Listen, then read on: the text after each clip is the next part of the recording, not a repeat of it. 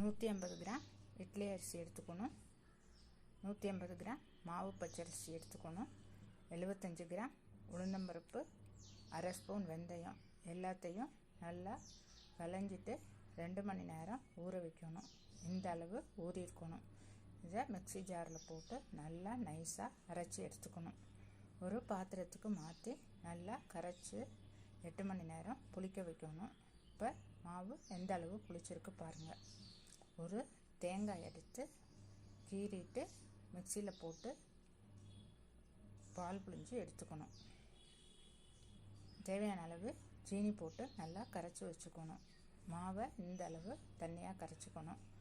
ஆப்பச்சட்டியில் எண்ணெய் ஊற்றாமல் தடவிட்டு ஒரு கரண்டி மாவை ஊற்றி சட்டியை எல்லா சைடும் சுற்றி விட்டுட்டு மூடி போட்டு வேக வைக்கணும்.